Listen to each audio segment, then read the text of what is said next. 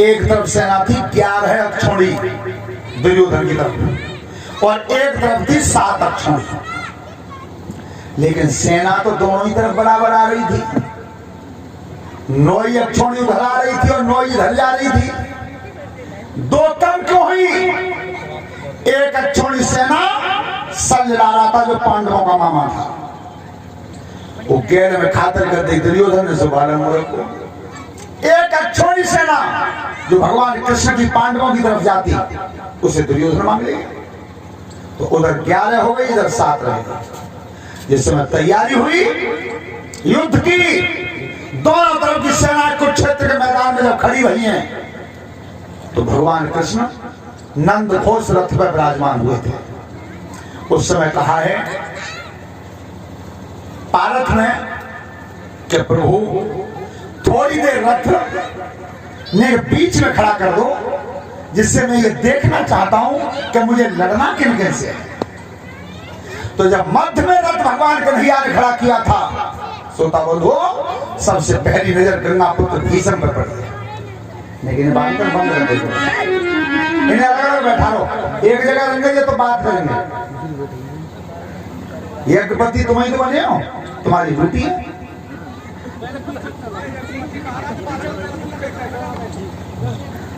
सोता बोलो जिस समय गंगा पुत्र भीष्म द्रोणाचार्य कृपाचार्य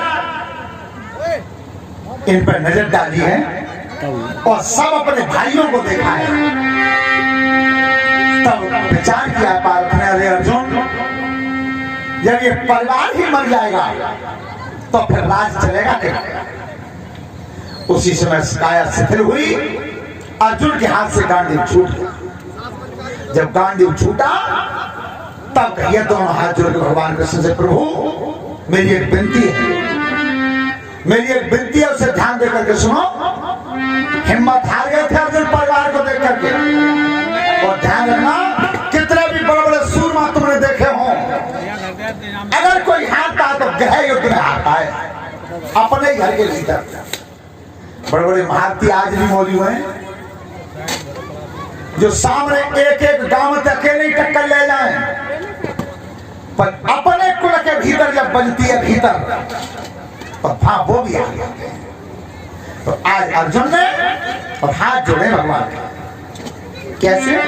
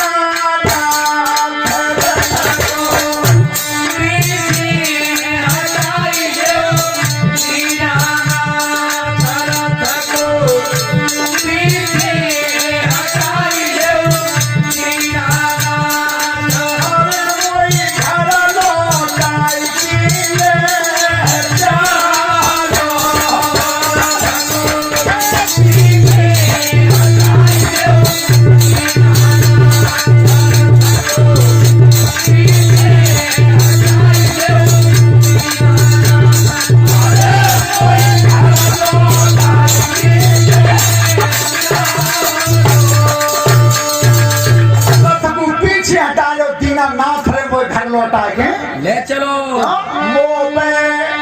अरे समरू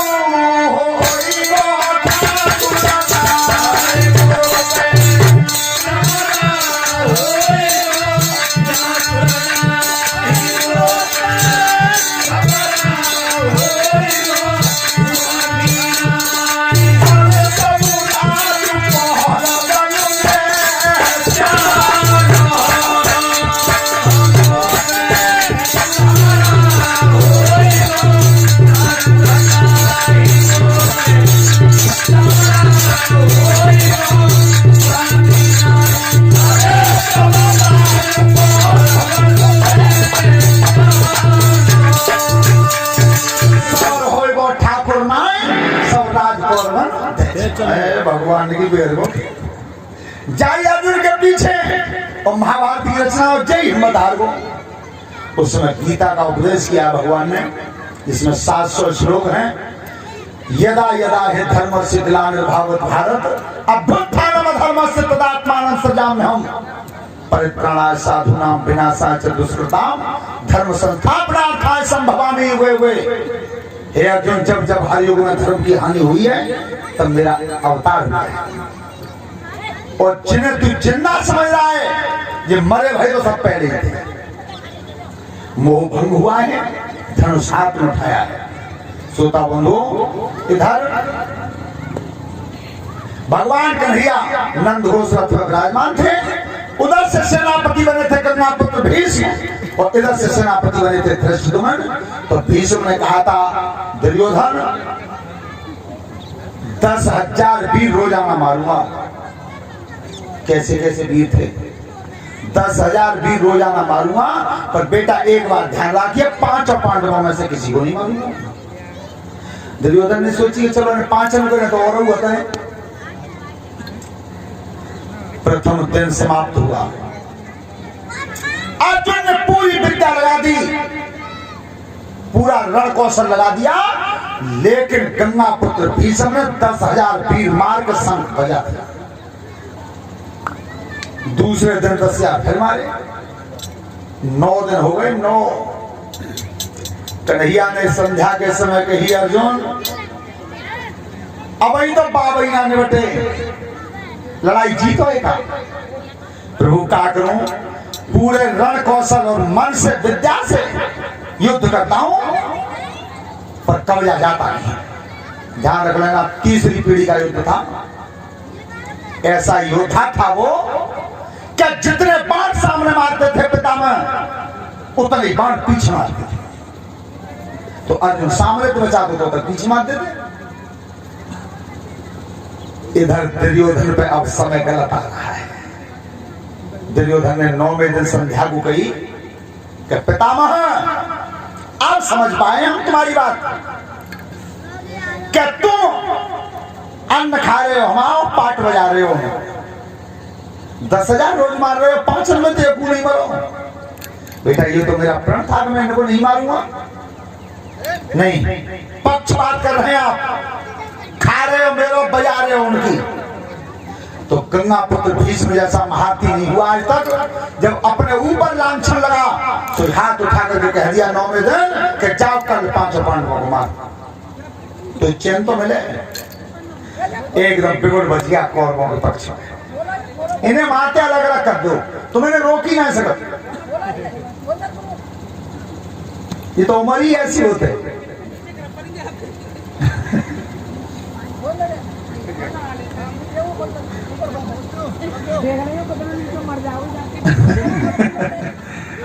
ऐसा करो, इन्हें माथे लगा करके डाल लो, थोड़े थोड़े एक करके दूर। देखो सुनो, ए बालको, अब की जाके मुंह में तबाल करी सोई उठा के और अगर ठाड़ो कर दो, जाकर कितनी बेइज्जती हो गई तुम्हारी घर। जानता स्कूल में पढ़ने जाता, जब स्कूल में कोई पहाड़ों ना सुना पावे तो फिर अध्यापक ये मेज पर ठाड़ो करता है। तब तो कोई है वो, अब कोई ना करते, तब पर मेज पर ठाड़ो करते थे। सब जने देख लो, जान याद ना करो, बेइज्जती है। जा भाई अगर निकालते हैं तो चुप। उस समय ध्यान रखना, दुर्योधन कह रहा है कि तुमने पक्ष किया है। जब पितामह ने प्रतिज्ञा की है, खुशी की लहर दौड़ गई कौरवों में, लेकिन पांडवों में दुख हो गया। अब रात्रि का समय था, जैसे लौट के आए डेरा में तो कुंती ने कही कन्हैया हमने तो भीख मांगो सीख ली है, बहुत दिन मांगी है, और बाबा ने अगर प्रण किया है तो ये कल मारे जाएंगे, बचे नहीं। और ये पांडव ही ना रहेंगे तो फिर लड़ाई हाथ जीत को होगा। कुंती ने की बेटा कन्हैया कैसे मेरे बेटा बच सकते हैं, क्योंकि पितामह का प्रण अटल था। कन्हैया ने की सुनो बुआ जी, अब तुम जिताओ मैं लड़के बचा दूं तो तुम्हें प्रतिज्ञा न्यू करे बैठोगे, मैं लड़ूंगा नहीं। पर हाँ अगर कोई बात बदल गो रात में तो बुआ बचा तो दूंगा, अगर तुम्हें कोई ऐतराज न हो तो। कि क्यों कि तुम्हारी ये पुत्र वधू है द्रौपदी, जन्य मेरे संग में थे, ले जाओ, ये तो तुम्हारी बहन के समान है। तो आज रात के समय और भगवान कृष्ण द्रौपदी को लेकर के चले हैं। जब भीष्म ने प्रतिज्ञा कर ली थी कि कल पांडवों को मार दूंगा, इसे कहते हैं भगवान कन्हैया जैसा, मेरे ठाकुर जैसा कोई आज तक राजनीतिक आदमी नहीं हुआ, अपने ऊपर लांछन नहीं आने दिया। और रात में द्रौपदी कर रही आगे और भगवान चल रहे पीछे। और काकई जी देखियो भीष्म बाबा कौन से डेरा में कैसे लगाई नहीं कुरुक्षेत्र में फेरा, लगाई नहीं कुरुक्षेत्र में फेरा, लगाई नहीं कुरुक्षेत्र में फेरा, लगाई नहीं कुरुक्षेत्र में फेरा, कुरुक्षेत्र में फेरा, लगाई नहीं कुरुक्षेत्र में फेरा, लगाई नहीं कुरुक्षेत्र में फेरा, लगाई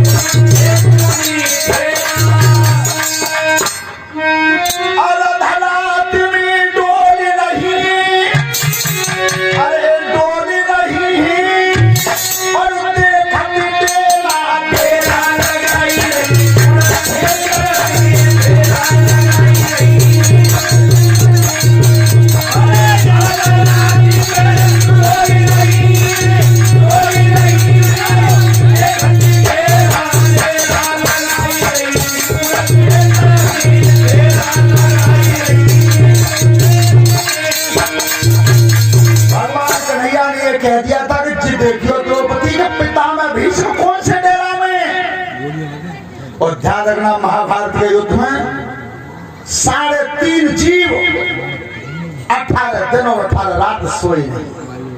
पहले नंबर पर भीष्म पिता में, क्यों? दिन में तो लड़ाई लड़ते थे और रात में इसी सोच में बैठते थे कि हे परमात्मा, कल के दिनों की लड़ाई में काउन को मरे रोई। और वो आज भी है। तो बाबा के नातन में लठ बजे, नातन में, और फिर बाबा तो पूछोगे ना कालों को मत जाए, तो बाबा तो खूब माने में काउन को मरे बाबा ही को बहुत दुखी रहते थे। तो भजन कर रहे थे बैठे पलंग पे, और कन्हैया कह रहे देखो कौन से में, तो पैदा जब खोला है, अरे माला घूम रही बाबा की, अरे बाबा की, और को टंगनों से लगाई रही,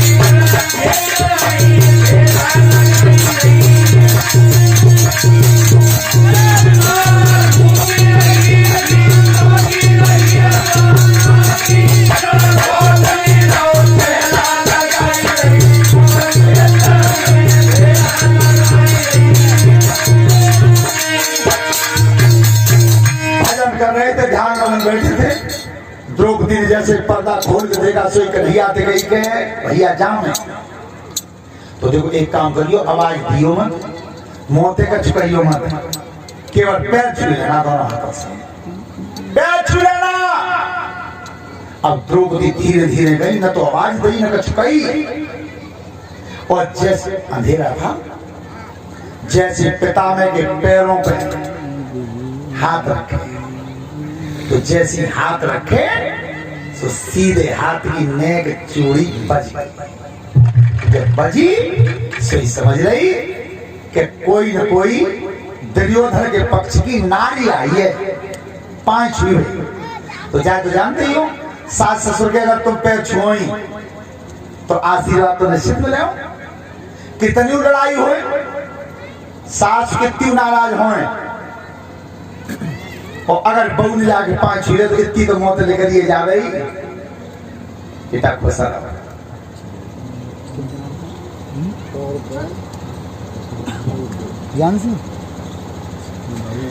व्यासपीठ के माध्यम से ये 100 रुपए श्रीमान ज्ञान सिंह जी की तरफ से हैं।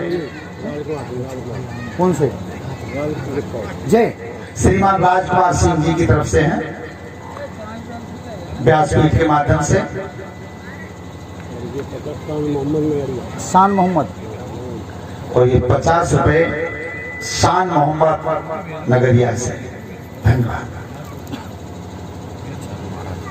श्रोता बंधु, जिस समय जाकर के पैर छुए आशीर्वाद क्या मिला है। और ये महाभारत बताता है कि प्रणाम का परिणाम आशीर्वाद होता है। आप प्रणाम करोगे तो आशीर्वाद तो मिलेगा। तो द्रौपदी ने जैसे ही पांव छुए तब चले, अरे हाथ उठाई कहीं भी समने, कहीं बाबा ने, और स्वाद बनो है तेरा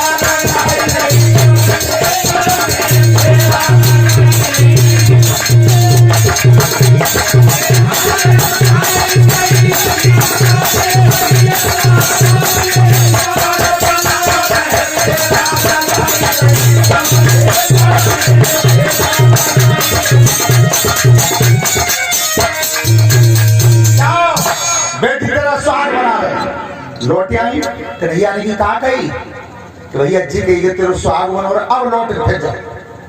और अब क्या आवाज दे पूछियो कि कल लड़ाई के मैदान में कही कि पांडवों को मार दूंगा, और अब तुम्हें अपन मोदी जी कही अगर तेरा स्वाग बनो रहे, तो स्वाग तो तभी तो बनो रहे तब 5 जिंदा रहे। लौट गई। कितनी चतुराई थी। द्रौपदी को ही क्यों ले गए थे? क्या द्रौपदी के लिए 5 और 1 बराबर है। तो जाकर आए गई पितामह, भीषम पितामह के कान में जाकर द्रौपदी की आवाज पड़ी है तो नवज बखा पर झटका मार गई। को पांचाली, हाँ पितामह कहो बेटा। बाबा जी अबे कही है सो रही कि लड़ाई में कही सो रही। अच्छा समझ गए, बहुत विद्वान थे। तब कही क्या, अरे भीतर बाई की लइए, बुलाई की लइए, और सलागी जो तेरा लगाई नहीं।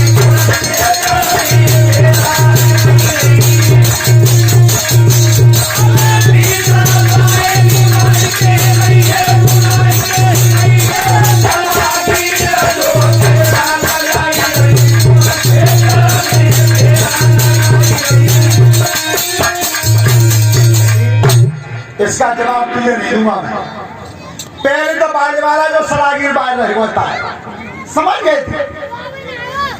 द्रौपदी लौट के आई, कन्हैया तुम्हें बुला रहे। ध्यान रखना इतना बल होता है ब्रह्मचर्य में कि आज उस ब्रह्मचारी का सामना करने में वो साक्षात ब्रह्म हिल गया। अंदर गए, प्रणाम गए, कहो कन्हैया कहा पूछवा रहे। कहता मैं तुम्हारे परिवार की आदत तुम जानो हो जे जाने नहीं। पहले मैं तुमसे पूछ रहा हूं, द्रौपदी पूछ रही है ताकि मैं बता ही दूंगा कि बात अब आई रही, कल आई रही। पर एक बात तुम बताओ, तो बोलो कि जी द्रौपदी अपने पिता के यहाँ द्रुपद महाराज के यहाँ हवन कुंड से पैदा हुई थी। हवन कुंड से तो जाके पैरों में चप्पल संग आई थी, वो देवलोक की थी। तो जिस समय द्रौपदी धरती पर चलती थी तो देवलोक की चट्टी आवाज करती थी। और आज वो आइए नंगे पाए में, वो चट्टी अगर इसके पैरों में होती तो पहचान लेता कि द्रौपदी आ रही है। बच्चे बताओ जाके वे चप्पल कमाए जो और दिन पहनती सो से भगवान ने पकड़ में निकाल के देने के लिए धन्य प्रभु।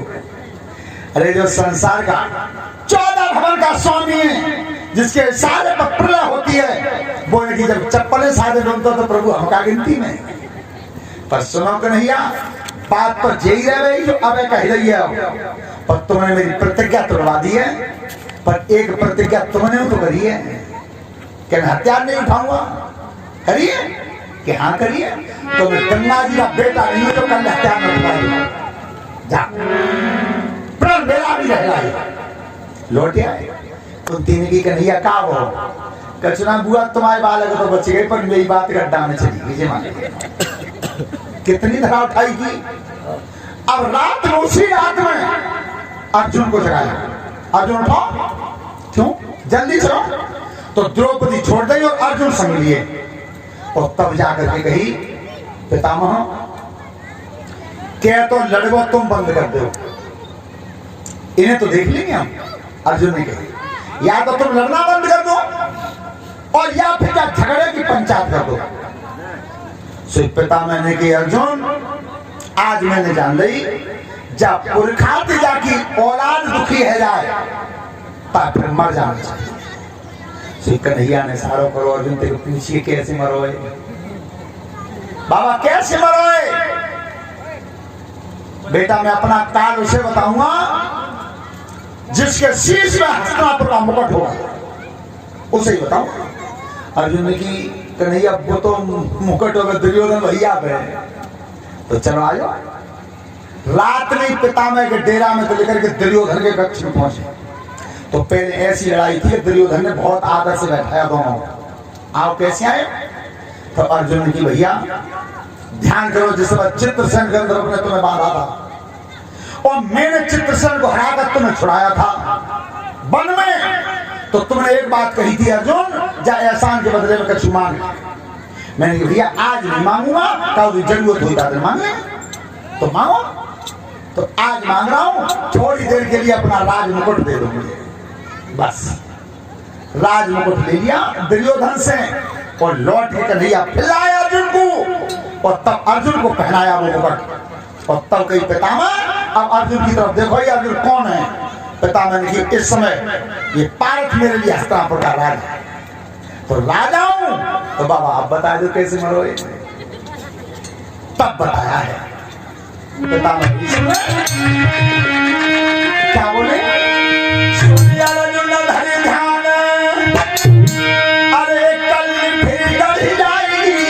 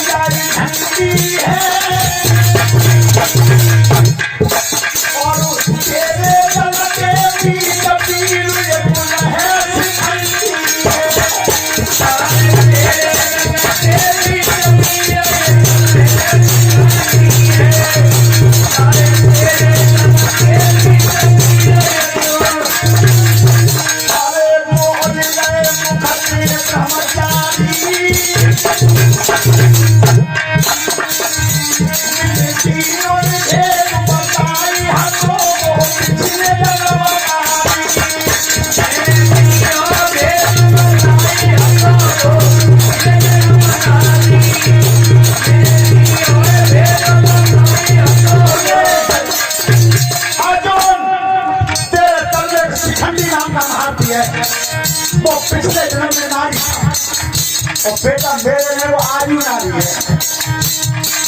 पर कल एक काम करना मेरा तेरा सामना हो तो शिखंडी को रखकर रखना और उसे देखकर मैं हथियार रख लूंगा और जितनी देर में हथियार रखूं उतनी देर में अर्जुन मार देना और अगर तुमने भूल की तो जब तक मेरे हाथ में हथियार रहेगा धनुष तब तक तोड़ से हथियार तो अर्जुन हो और तेरे ये रफ्तार कन्हैया पुरस्कार ऐसे हथियार और रफ्तार हो जो मुझे इस अमृत का बता है मैं चाहूंगा तो मरूंगा नहीं चाहूंगा तो नहीं होना जो है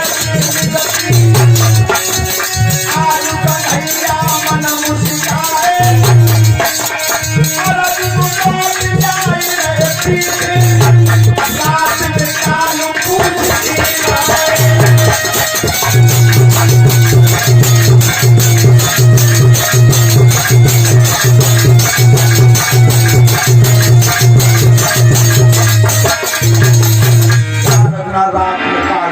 दशरथ के युद्ध में इतना बड़ा कठिन संग्राम हुआ कि गंगा पुत्र भीष्म ने ऐसे बाण मारे घोड़ा रथ से अलग हो गए रथ अलग हो गया अर्जुन अलग हो गए भगवान कन्हैया अलग। उस समय जब रथ को छिन्न भिन्न कर दिया था बिल्कुल सोता बोलो भगवान कन्हैया अकेले रह गए अकेले और बीच रण खेत में खड़े थे। अर्जुन का पता नहीं घोड़ाओं का पता नहीं रथ का पता नहीं, और जाखन अकेले दिखे तो गन्ना पुत्र भीषण में और तर्कस में तो तीर खींच कर जाखन कन्हैया बसूरो करो है। अब उन चारों नजर गली में अर्जुन को आए, जब कोई नहीं दिखा, जब दिखाई नहीं दिया और तब अरे तब महिमा गरुड़ चढ़ैया।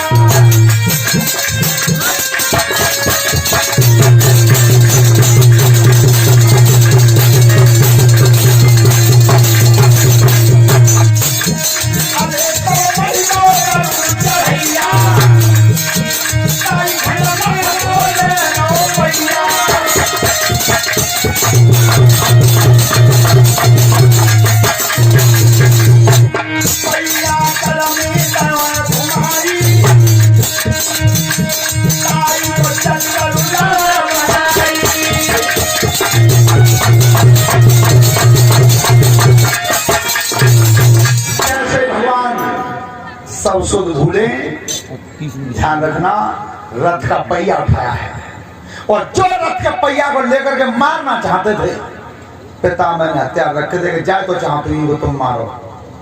हाँ, पर प्रभु प्रतिज्ञा भंग हो गई है। उसी समय अर्जुन ने आकर हाथ जोड़े, प्रभु अब मैं जिंदा हूं, मैं जिया, तुम हथियार मत उठाओ। भगवान ने रथ को फिर तैयार किया, घोड़ा जोड़े नंद घोष रथ में, अर्जुन गांडी लेकर के चढ़े। अब की बार जब रथ को घुमा के लाए तो वो ही शिखंडी है रथ में। सामने शिखंडी को देख करके पितामह ने हथियार छोड़ दिए और तब गिन गिन के बाण मारे हैं। बाणों की सैया पर पितामह को लेटा दिया है। दूसरी बार सेनापति बने द्रोणाचार्य जी, धृष्टद्युम्न ने द्रोणाचार्य का सर काटा है। तीसरी बार सेनापति बने हैं सूर्यपुत्र कर्ण।